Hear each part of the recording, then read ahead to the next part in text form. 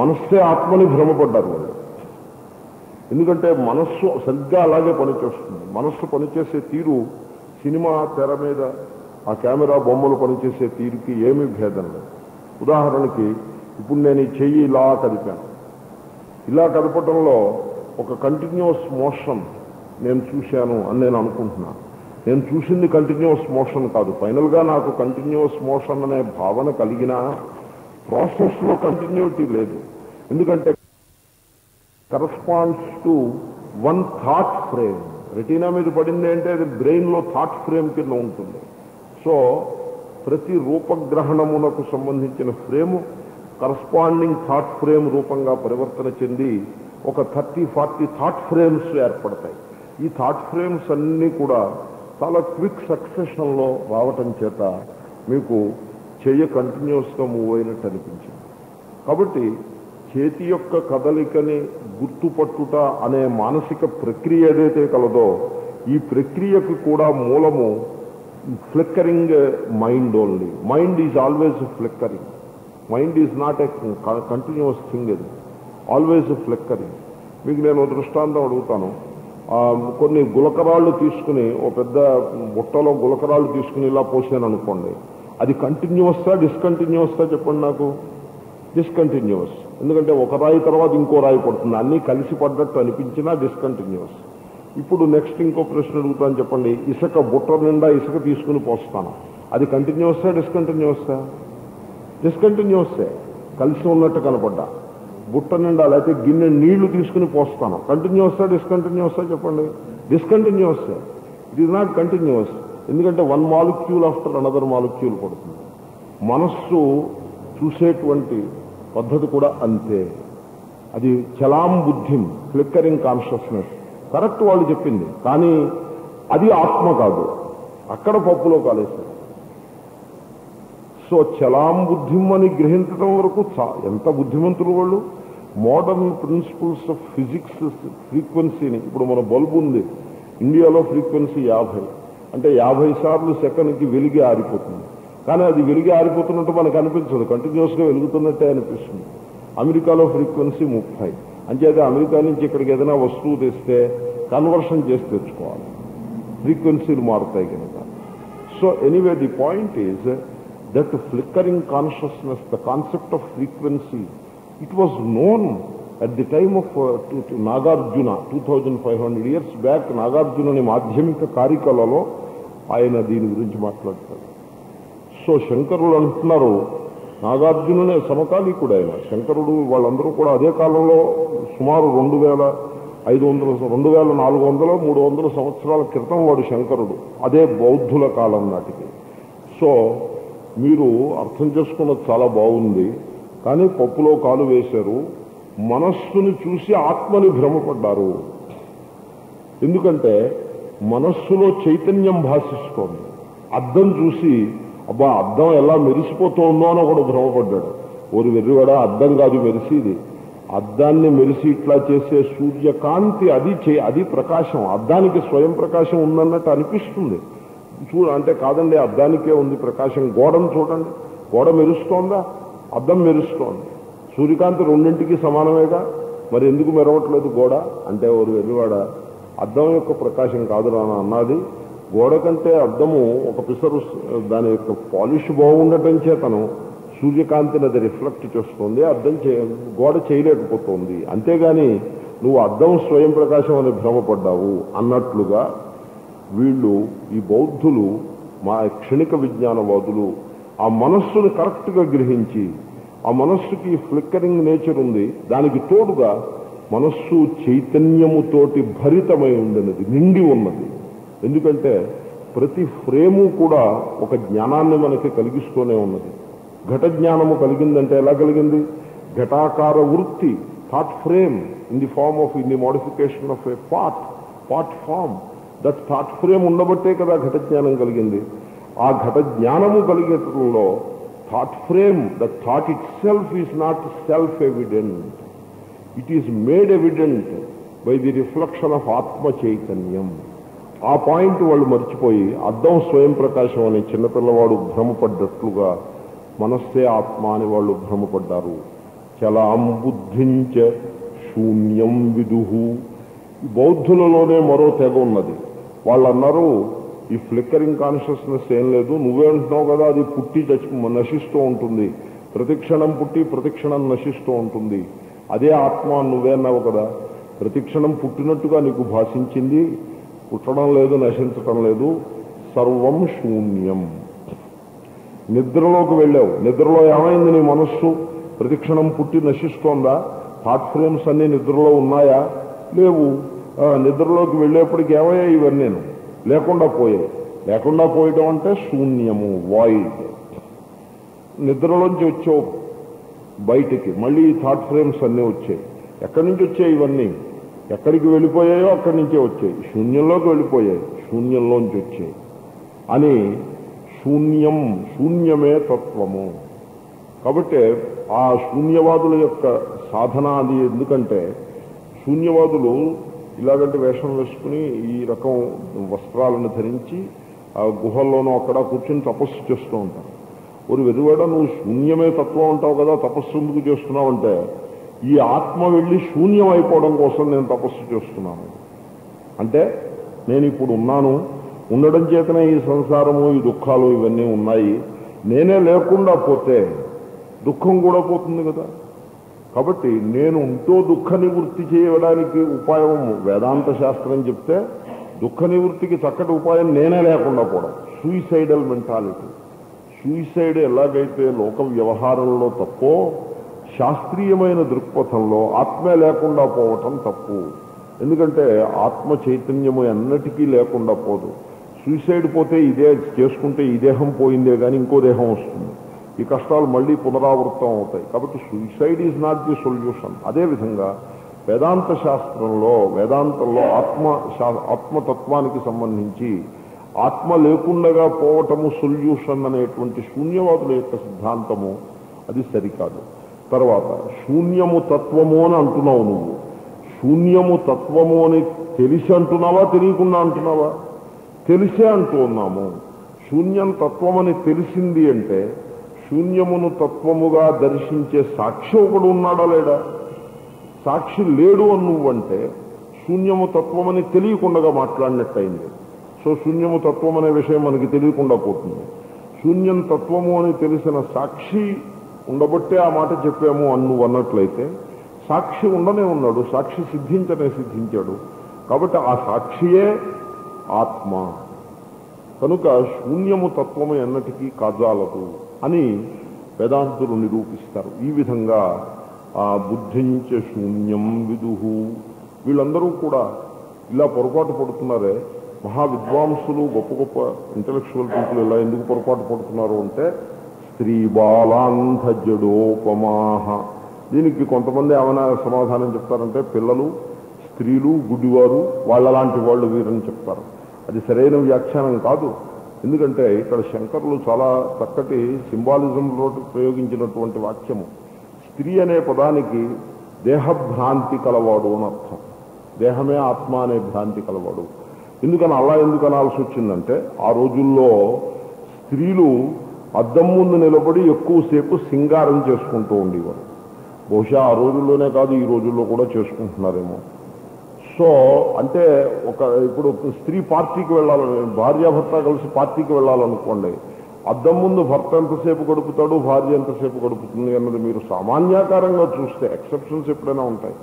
భర్త ఏం చేస్తాడు, లాగు చొక్క ప్యాంటు షర్ట్ వేసేసుకుని ఒకసారి అద్దం ముందుకు వెళ్ళి ఆ దువ్వెన తీసుకుని ఒకసారి ఇలా 2-3 స్ట్రోక్స్ ఇచ్చేసి వచ్చేస్తాడు రోడ్డు మీద. వెరాజ్ భార్య షీ రిక్వైర్స్ అట్లీస్ట్ 20-30 మినిట్స్ సమయం లేనిదే it is not possible to prepare her self. So ఆమె పార్టీకి వెళ్తూ అంటే నేను పార్టీకి వెళ్తున్నాను, నేనంటే ఏమిటి, ఈ దేహము నేను పార్టీకి వెళ్తున్నాను కాబట్టి దాన్ని సింగారించాల్సిన అవసరం ఎంతైనా ఉంది అని ఆ స్త్రీ అనే పదము దేహాత్మ భ్రాంతిని సూచిస్తుంది. స్త్రియ సతీ తా ఉమే పుగుంస ఆహు అని వేదంలో ఎవళ్ళైతే దేహమే ఆత్మ అని భ్రాంతిపడి ఉంటారో వాళ్లే స్త్రీలు. ఎవళ్ళైతే దేహము కంటే భిన్నమైన ఆత్మ చైతన్యాన్ని దర్శిస్తారో వాళ్లే పురుషులు. అంతేకాని బయలాజికల్ స్త్రీ పురుష వ్యవస్థని వేదం అంగీకరించనే లేదు, వేదాంతంలో లేదు. కర్మకాండలో బయలాజికల్ స్త్రీ పురుష వ్యవస్థ ఉన్నది. ఎందుకంటే పత్ని సంయాజాను యజతి అని పత్ని చేసేటువంటి హోమాలు కొన్ని ఉంటాయి. ఇక్కడ పురుష స్త్రీ విభాగం లేదు, అందరూ ఒకటే అని ఆ పత్ని చేసే యాగాలు కూడా భర్త చేస్తానంటే కుదరదు, ఆమె చేయాల్సి ఉంటుంది ఆ హోమాలను. కాబట్టి అక్కడ స్త్రీ పురుష వ్యవస్థ ఉంటుంది, ధర్మశాస్త్రంలో అలాగే ఉంటుంది. కానీ వేదాంతం దగ్గరికి వచ్చేప్పటికి స్త్రీ పురుష వ్యవస్థ ఉండదు. పురుష సూక్తము అంటే మొగాళ్ల సూక్తం కాదది. దేవుడు అంటే మొగాడైనా అలాంటి సూక్తం కాదది. పురుష అంటే చేతన అని అర్థం. సో పెర్సన్, పురుష అనే పదానికి ఇంగ్లీష్లో పెర్సన్ అనే ట్రాన్స్లేషన్. అది పురుష పెర్సన్ పురుష నుంచే వచ్చింది. పెర్సన్ అంటే it can be male or female. కాబట్టి వేదాంతం దగ్గర దిస్ కైండ్ ఆఫ్ భేదం ఏమీ లేదు. బుద్ధికి సంబంధించిన విషయం, దేహానికి సంబంధించింది కాదు. అంచేతనే ఇక్కడ స్త్రీ శబ్దానికి అర్థం ఏమిటంటే దేహమే ఆత్మ అనే భ్రాంతి గలవాళ్ళు. బాల, బాల అంటే చిన్నపిల్లవాళ్ళు. ఏమంటే తప్పు సిద్ధాంతం చెప్పిన వాడిని చిన్నపిల్లవాళ్లతో ఎందుకు పోలుస్తాం? చిన్నపిల్లవాళ్ళకి తెలియదు అనే సంగతి అందరికీ విదితమైన విషయమే. కాబట్టి చిన్నపిల్లవాళ్ళని వీళ్ళు మూర్ఖులండి అని నిందించడంలో తాత్పర్యమే లేదు, అసలు అది సరికాదు. సో ఇక్కడ బాల అనే పదానికి అర్థం ఏమిటంటే ప్రాణమే ఆత్మ అని భ్రమపడ్డవాడు. ఎందుకంటే బాలులు చిన్నపిల్లవాళ్ళు, వాళ్ళకి ఎంతసేపు తిండి మీదే ఉంటుంది దృష్టి. పాలు తాగడం, చాక్లెట్లు తినడం, ఎంతసేపు ఇదే. ఓ పిల్లవాడికి మీరు ఒక చాక్లెట్ $10 నోటు, పోనీ 100 రూపీ నోటు ఇచ్చారనుకోండి, వాడు ఏం చేస్తాడంటే ఆ 100 రూపీ నోటు పక్కకు తోసేసి ఆ చాక్లెట్ తీసుకుంటాడు. పిల్లవాడి యొక్క లక్షణం అలా ఉంటుంది. కొంతమంది పెద్దవాళ్ళు కూడా అలా చేస్తూ ఉంటారు, అది వేరే సంగతి. కాబట్టి సో వాళ్ళ దృష్టి ఎంతసేపు తిండి మీద ఉంటుంది, అంటే ప్రాణశక్తి మీద ఉంటుంది. కనుక బాల అంటే ప్రాణమే ఆత్మ అని భ్రమపడ్డవాళ్ళు. అంధ, అంధ అంటే ఇంద్రియములే ఆత్మ అని భ్రమపడ్డవాడు. ఒక ఆయన అన్నాడు అహం అహం ఇంద్రియ నేత్రవాన్, నాకు 2 కళ్ళు ఉన్నాయి అన్నాడు. ఈ లోపల ఏమైంది, ఒక కన్నుకి ఏదో గ్లూకోమాయో ఏదో వచ్చి కనపడడం మానేసింది. అప్పుడు ఏమంటున్నాడు, అహం కాణహ అని అంటాడు. కాణహ అంటే ఒక కన్ను గుడ్డి, అక్షణ కాణహ అంటే ఇప్పుడు ఆత్మయందు ఈ ఇంద్రియ ధర్మాలను అధ్యారోపణ చేశాడు. ఒక వేలు తెగిపోయిందండి, మా కొలీగుకు ఒక ఆయనకి ఫ్యాక్టరీలో వేలు, చిటికిన వేలు తెగిపోయింది. తెగిపోతే ఆ వేలు లేకుండానే ఉండిపోయారు ఆయన, చిటికిన వేలు. ఇప్పుడు ఆయన ఆత్మలో ఒక అంశం పోయినట్ట, అలా ఎన్నడో అనుకోరే, అలా ఎన్నడో అనిపించదు. దేహంలో ఇప్పుడు క్షవరం చేయించుకొస్తారు, వెళ్ళి హెయిర్ కట్ చేయించుకుని వస్తారు. నిన్నటిదాకా మంచి విశాలమైన ఆత్మ ఉండేదండి, ఈవేళ ఆత్మ బాగా కుంచుకుపోయింది అని అనుకుంటారా వెళ్ళనా? అలా అనుకోరు. సో ఆత్మయందు దేహధర్మాలను అధ్యారోపణ చెయ్యరు, చేస్తే అవివేకం అవుతుంది. ఆ పని ఆ పొరపాటు అంధహ అనే శబ్దం సూచింపబడింది. ఎవడైతే కన్ను ఉంటే తాను జ్ఞానం గలవాడినని, కన్ను లేకపోతే తాను దర్శనం కానివాడిని అనుకుంటాడో వాడు ఆ ఆత్మతత్వాన్ని తెలుసుకోలేకపోయినాడు. కాబట్టి ఇంద్రియములే ఆత్మ అని భావించేటువంటి అజ్ఞానికి అంధశబ్దం చేత నిర్వచనం. జడ, జడ అంటే బుద్ధియే ఆత్మ అని తలచి వాళ్ళని జడ శబ్దం చేతను శంకరులు నిర్దేశించారు. ఎందుకంటే బుద్ధి జడ పదార్థం. అది బుద్ధి సత్వరజస్తమో గుణముల యొక్క సమాహారం చేత నిర్మాణమైన ఒక సూక్ష్మ పదార్థం. అది ఒక రాయి ఉందనుకోండి, స్టోన్ పీస్ ఉంది, అది జడము అని మనకు స్పష్టంగా తెలుస్తూ ఉంటుంది. కానీ దేహం దగ్గరికి వచ్చేప్పటికి ఇది జడమా చేతనమా అనేవి డౌట్ వస్తుంది. ఎందుకంటే దేహంలో చైతన్యము ప్రతి కణంలోనూ బాగా దృఢంగా ప్రతిఫలిస్తూ ఉంది. దాంతో ఇదే చేతనమేమో అనే భ్రమ కలుగుతుంది. ఇది ఎలాగంటే అయహా దహతి, నిన్న చెప్పాను, ఇనుపగుండుని అగ్నిలో పెట్టి మీరు పైకి తీస్తే ఆ ఇనుపగుండులో ఉండే ప్రతి ఐరన్ యాటమ్ ఆర్ మాలిక్యూల్ హీట్ని ఇచ్చేస్తూ, హీట్ని ప్రసరింపజేస్తూ ఉంటుంది. దాంతో మనకేమనిపిస్తుంది, ఈ వేడంతా కూడా ఆ ఐరన్ యొక్క స్వరూపమే అని భ్రమ కలిగే అవకాశం ఉన్నది. దేహం విషయంలో పరిస్థితి అదే. దేహంలో ఉండే ప్రతి కణంలోనూ ఆత్మ చైతన్యము ఆ చర్మము అనే సెన్స్ ఆఫ్ టచ్ స్పర్శేంద్రియం ద్వారా ప్రసరిస్తూ ఉండటం చేత దేహమే చేతనమేమో అనే భ్రాంతి మనకు కలుగుతోంది. ఇంతకంటే సూక్ష్మ స్థాయిలో భ్రాంతి కలుగుతోంది. ఏమని, మనస్సు ప్రతి క్షణము కూడా విజ్ఞానాన్ని పొందుతూ విజ్ఞానాన్ని ప్రసరిస్తూ ఉంటుంది. ఏది చూస్తే అది వెంటనే మనకి జ్ఞానం కలుగుతూ ఉంటుంది. రూపజ్ఞానం, శబ్దజ్ఞానం, ఈ జ్ఞానాలన్నీ మనస్సులో కలుగుతున్నాయి. కాబట్టి మనకి ఏమనిపిస్తుందంటే, అబ్బా మనస్సు ఎంత ప్రకాశతత్వం రా అనిపిస్తుంది. కానీ అది అద్దం ప్రకాశతత్వం లాంటిదే. మనస్సు కేవలము జడ పదార్థము. ఇప్పుడు మీకు మట్టికి అద్దానికి తేడా ఏమిటో చెప్పండి. క్లే ఉంటుంది, మట్టి, అద్దము, ఈ రెండు ఉన్నాయి. ఇసక, అద్దం రెండు ఒకటే, తత్వంలో ఒకటే. ఇది క్లే, ఇది సిలికాన్ ప్రోడక్టే, అది సిలికాన్ ప్రోడక్టే. ఇటొచ్చి మట్టిలో configuration of those atoms is different. అద్దం దగ్గరకు వచ్చేప్పటికీ ఆ కన్ఫిగరేషన్ మారిపోయింది. కన్ఫిగరేషన్ మారింది తప్పిస్తే తత్వం మారలేదు. తత్వం ఒకటే. తత్వం దృష్ట్యా చూస్తే బోత్ ఆర్ సిలికా. కానీ ఒకటి ప్రకాశాన్ని, లైట్ని రిఫ్లెక్ట్ చేస్తుంది, ఇంకొకటి లైట్ని రిఫ్లెక్ట్ చేయలేదు, ఒపేక్ ఆబ్జెక్ట్గా ఉంటుంది. మనస్సుకి, స్టోన్కి, లేకపోతే మనస్సుకి మాంస, మజ్జ, అస్థి మొదలైన వాటికి ఉన్న తేడా అంత మాత్రమే. మజ్జ, మాంసము ఇవి ఆత్మ చైతన్యాన్ని అంత బాగా ప్రసరింప చేయలేవు. వెరాజ్ చర్మేంద్రియము అంటే స్పర్శ అనే ఇంద్రియము ఆత్మ చైతన్యాన్ని ఇంకొంత బాగా రిఫ్లెక్ట్ చేయగలదు ఒక అంశంలో. వెరాజ్ మనస్సు అన్ని అంశాలలో, కన్ను చూపించే రూపాన్ని, చెవి తీసుకొచ్చే శబ్దాన్ని, ఇన్ని అంశాలని కూడా మనస్సు విశ్లేషణ చేసి వాటి యొక్క జ్ఞానాన్ని మనకిస్తూ ఉంటుంది. ఎందుకంటే మనస్సు అత్యంత సూక్ష్మమైనది. దాని యందు ఆత్మ చైతన్యము చాలా పూర్ణంగా ప్రకాశిస్తూ ఉంటుంది. దాంతో మనకి ఏమనిపిస్తుందంటే మనస్సే ఆత్మ అని అనిపిస్తుంది. అలా అనిపించి పప్పులో కాలు వేసిన వాళ్లే క్షణిక విజ్ఞానవాదులు, శూన్యవాదులును. కనుక జడోపమా స్వహమితి భ్రాంతా భృశం వాదిన, ఈ విధంగా వీళ్ళు భ్రాంతిని పొంది పెద్ద పెద్ద సిద్ధాంతాలని లోకం మీద విసురుతో, ఒక రకంగా చెప్పాలంటే సామాన్య జనులకు, పాపం సామాన్య జనులు క్లీన్గా ఉన్న పలకలాంటి వారు. క్లీన్గా ఉన్న పలక మీద ఏది రాస్తే అదే రాయొచ్చు. అంతకుముందే రాసేసిన పలక మీద రాయడం కష్టంగానే. సో క్లీన్ స్లేట్ లాంటి వారు. అంచేతనే ఒకసారి పూజ్య స్వామీజీ అంటారు, కొత్తగా వేదాంతానికి వచ్చిన వాళ్ళకి వేదాంతం చెప్పడం అంత తేలికదే కానీ మరొకట్లేదు. వాళ్ళకి చక్కగా పంచదశి, తత్వబోధ ఏదో చెప్తే వాళ్ళకి జాగ్రత్తగా ఒకదాని తర్వాత ఒక అంశం చెప్తే వాళ్ళకి నేర్చుకోవచ్చు. ఆల్రెడీ కొంత అరకొర వేదాంతం ఏవేవో అభిప్రాయాలతోటి వినేసి ద్వైతమా అద్వైతమా ఇదే అదా ఎంతో కొంత ఒపీనియన్స్ ఆల్రెడీ ఫిక్స్డ్ చేసి కూర్చుని వేదాంతానికి వచ్చి కూర్చుంటే ముందు అంతకు ముందున్న డ్రాస్ అంతని రిమూవ్ చేయడానికి కొంత ఎఫర్ట్ పోతుంది. అది రిమూవ్ చేసి ఆ పైన దాంట్లో కొంత మీనింగ్ఫుల్ సిద్ధాంతాన్ని ప్రవేశపెట్టడానికి teacher has to struggle a lot. Anyway, so ఈ విధంగా భృశం వాదిన. దాని మీద ఒక శంక వస్తుంది. ఎందుకు సత్యం విషయంలో ఈ రకమైనటువంటి వ్యామోహం సమాజంలో ఎందుకున్నది? పండితులు అనబడే వాళ్ళు కూడా పప్పులో కాలు ఎందుకు వేస్తున్నారు అంటే ఆ ఈశ్వరానుగ్రహం లేకపోవటం చేత. ఈశ్వరానుగ్రహాదేవ పుంసాం అద్వైత వాసన. శృతి, వేదము అంతా కూడా అద్వైతాన్ని అంటే యూనిటీని, ఏకత్వాన్ని చాలా దృఢంగా బోధిస్తూ ఉంటుంది. ఎంత బలంగా బోధిస్తుందంటే గాయత్రి మంత్రం తీసుకుంటే సూర్యునిలో ప్రకాశించే ఏ చైతన్యము కలదో అది ఏ హృదయంలో ఉండి బుద్ధివృత్తుల్ని ప్రేరేపిస్తోంది సుమా అని శృతి అద్వైతాన్ని చెప్తుంది.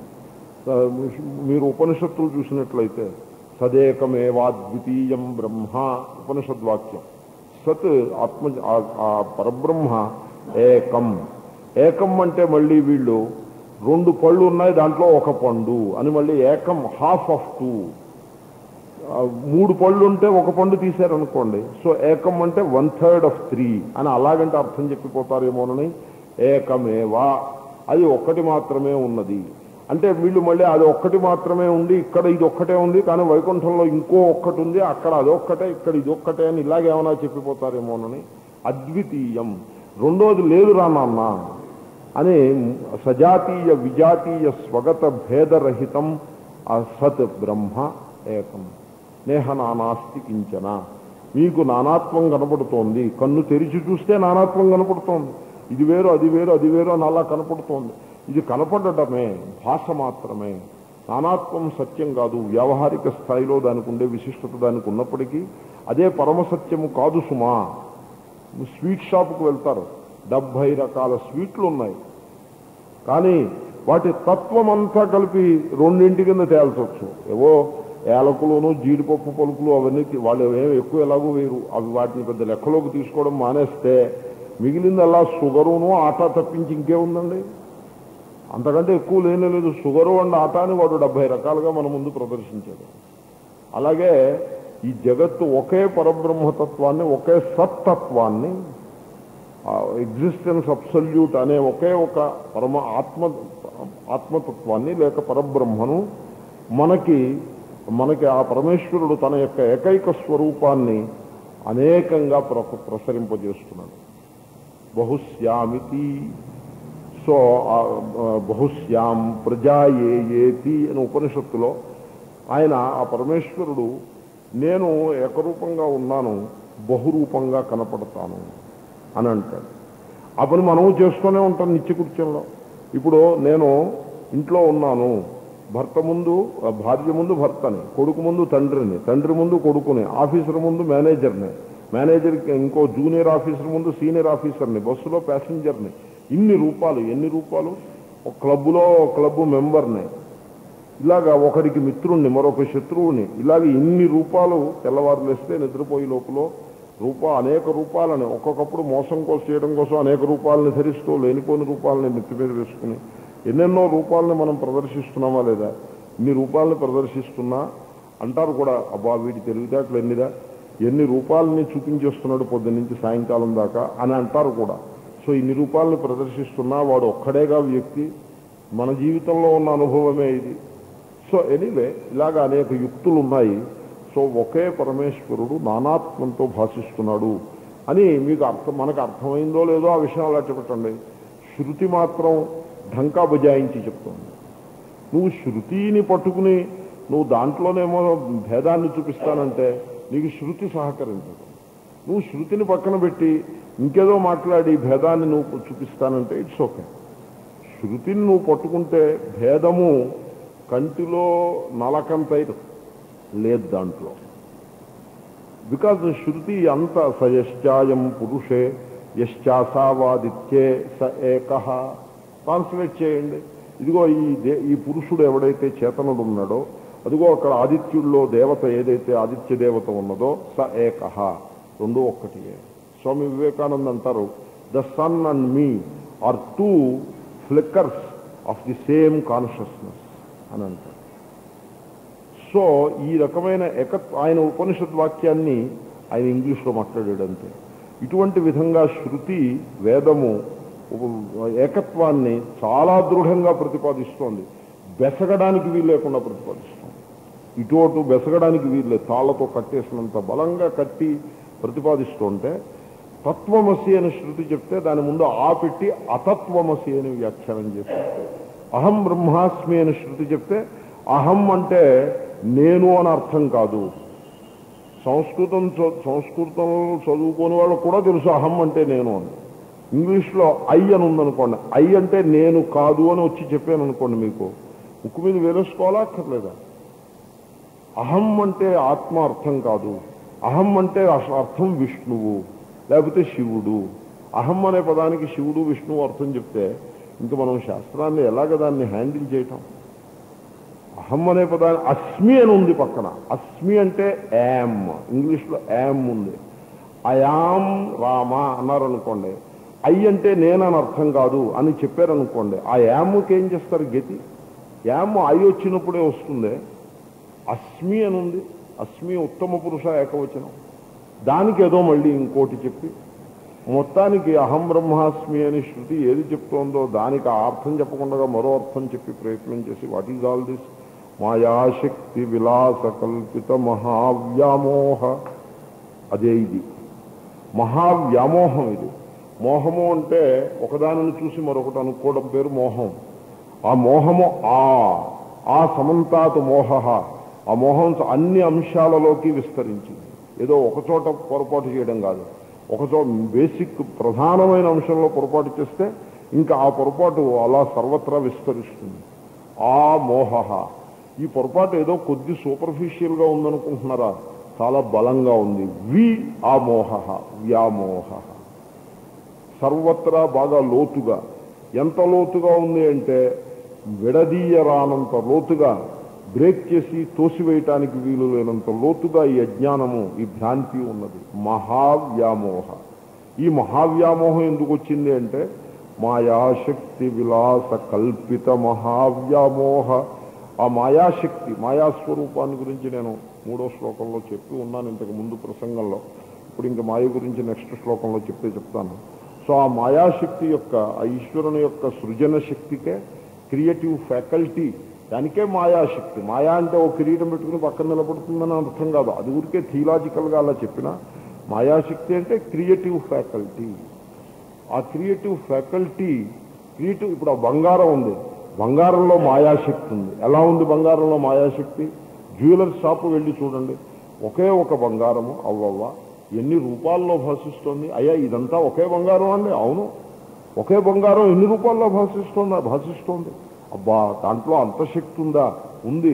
అబ్బా ఎంత మాయ చేస్తోంది బంగారం అని అనొచ్చు. ఊరికే మాయకి నేను ఊరికే సూపర్ఫిషియల్గా మీకు అర్థం చెప్పాను. అటువంటి మాయాశక్తి యొక్క విలాస తప్పించి మరొకటి కాదు ఏమీ నానాత్వం అనేది. అటువంటి ఆ విలాసకి లొంగిపోయి మహావ్యామోహంలో పడిపోవటం చేతనే ఇటువంటి రకరకాల థీరీస్ని మాట్లాడి వాటిని పట్టేసుకుని కూర్చున్నారు. తార్కికుల గురించి ఒకప్పుడు శంకరులు, తార్కికులు ఏమన్నారంటే ఆత్మ జడము అని అన్నారు. చచ, పాపం వస్తుంది ఆ మాట అంటే. వెళ్ళి నోటు కరుక్కురా వెళ్ళి, అంత మాట అనదా. ఆత్మ జడమే నీ తలకై నువ్వు ఆత్మస్వరూపుడు అయి మాట అనదా. ఆత్మ జడమే నీ తలకై నువ్వు ఆత్మస్వరూపుడు అయి ఉండి, చేతనుడు అయి ఉండి ఆత్మ జడము అనే మాట అనడానికి నీకు అసలు నోరెల్లా వచ్చిందయా అని శంకరులు ఆయన మీద తార్కికుల్ని చాలా కోపంగా తిడతారు. ఎందుకంటే ఆత్మ జడం, ఇది ఈశ్వరుడు జడం అంటే ఇంకా పర్వాలేదు. ఈశ్వరుడు జడము అంటే ఎవడనా అంటే వాడు చెప్పి దాంట్లో ఒక స్టాండ్ పాయింట్ ఉంది. ఎందుకంటే వాడు విగ్రహాన్ని చూపించి అదిగో జడమా కాదా ఈశ్వరుడు అంటే మనం సమాధానం చెప్పడం కష్టం అవుతుంది. కానీ ఆత్మజడము అంటే మాత్రం కుదరదు. ఆత్మజడం అని ఎవడంటాడో రమ్మనండి. ఏ నాస్తికుడైనా ఏ చర్వాకుడైనా కూడా అనడానికి వీలు లేదు. ఆత్మ చేతనం అది. కాబట్టి ఆత్మజడం అని అన్న బుద్ధిమంతులు తార్కికులు ఒక్కళ్ళే. తర్కశాస్త్రం అంతా చదివి 10-15 సంవత్సరాలు పడుతుంది తర్కశాస్త్రం అంతా చదవటానికి. ఏమి నిర్ణయం చేసామంటే ఆత్మజడము.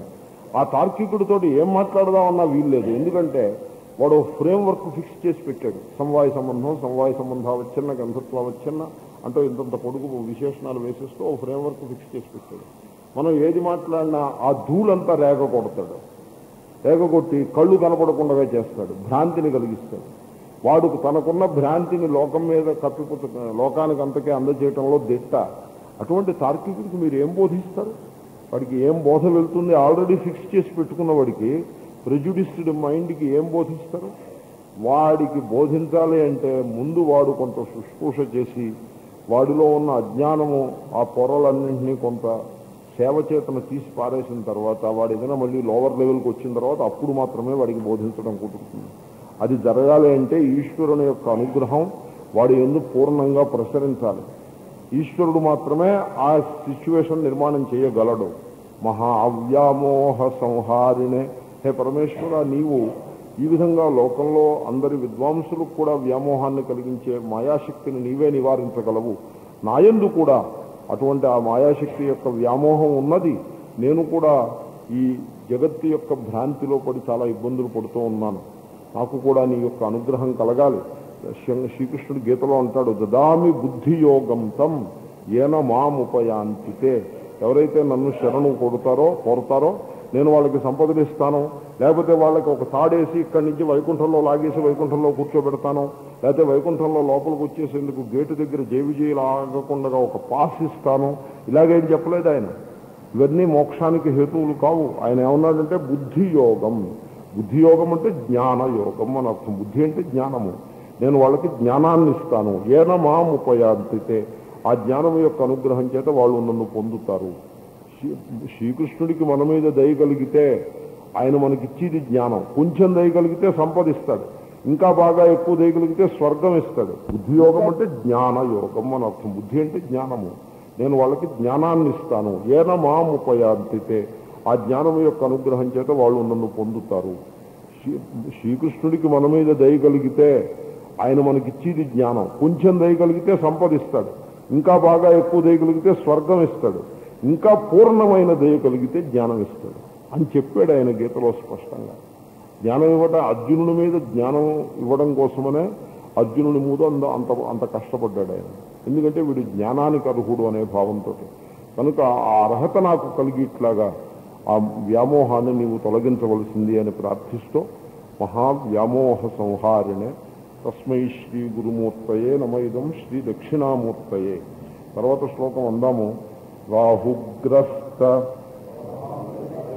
దివాకరేందు సదృశ మాయా సమాచ్ఛాదనాత్ సన్మాత్రః కరణోపసంహరణతః యో భూత్ సుషుప్తః పుమాన్ ప్రాగస్వాప్సమితి ప్రబోధ సమయే యః ప్రత్యభిజ్ఞాయతే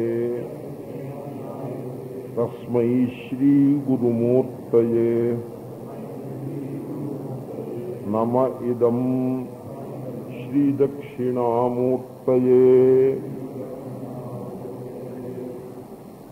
రాహువు చంద్రుణ్ణి మింగేశాడు, సూర్యుణ్ణి మింగేశాడు. రాహువు కేతువును. ఏదో ఒకడు చంద్రుణ్ణి ఇంకొకడు సూర్యుణ్ణి మింగుతారో, లేకపోతే ఇద్దరిని మింగుతారో ఏదో ఉంది వ్యవస్థ. జ్యోతిషంలో ఉంది, నాకు బాగా తెలియదు. గ్రస్త అంటే మింగేయడం. ఇదేమిటండి ఈ మింగేయడం ఏమిటి? ఇలా ఎక్కడైనా ఉంటుందా? ఈ రకమైన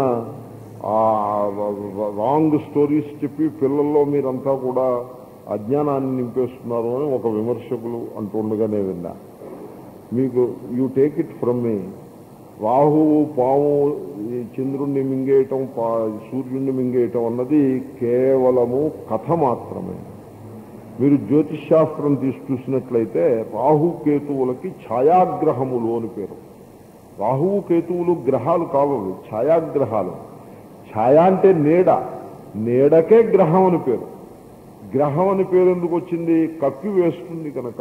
గ్రహగ్రస్తాః అంటే people who are committed with some obsessions, వాళ్ళకి గ్రహగ్రస్తులు అని పేరు. సో గ్రహము అనే పదానికి గ్రహం పట్టిందిరా అంటారు. గ్రహము అనే పదానికి పట్టుకోవడం అనే అర్థం ఉన్నది. ఆ మొసలు ఎలా అయితే గజేంద్రుణ్ణి పట్టుకుందో దానికి గ్రాహము అని పేరు. సో ఈ పట్టుకోవడం అని అర్థం. ఇక్కడ ఛాయాగ్రహము అంటే నీడ రూపంలో పట్టుకుంటుంది. ఇప్పుడు నెప్ట్యూన్, ప్లూటో, యురానస్ అని గ్రహాలు ఉన్నాయి. ఆ planets they are physical forms, they are physical orbs అక్కడ ఉన్నాయి. వాటి నుంచి రిఫ్లెక్షన్స్ ఉంటాయి. మనం టెలిస్కోప్లో వాటిని చూడొచ్చు. రాహువు కేతువు అలాంటి గ్రహాలు కావు. జ్యోతిష్ శాస్త్ర రీత్యా కూడా అలాంటి గ్రహాలు కావు. రాహువు కేతువు ఛాయాగ్రహాలు. ఛాయాగ్రహము అంటే మీకు తెలిసిపోతూనే ఉంది. సూర్యుడు అడ్డొస్తే చంద్రుడికి సో నీడ పడిందనో, లేకపోతే చంద్రుడికి భూమి అడ్డొచ్చిందనో, some sort of such thing is there. ఆ గ్రహణము పట్టే ఆ బొమ్మ చూసినట్లయితే మీకు ఆ నీడ ఎలా పడుతుంది అదంతా కూడా పిక్టోరియల్గా ఫిజిక్స్ పుస్తకాల్లో రిప్రజెంట్ చేస్తారు.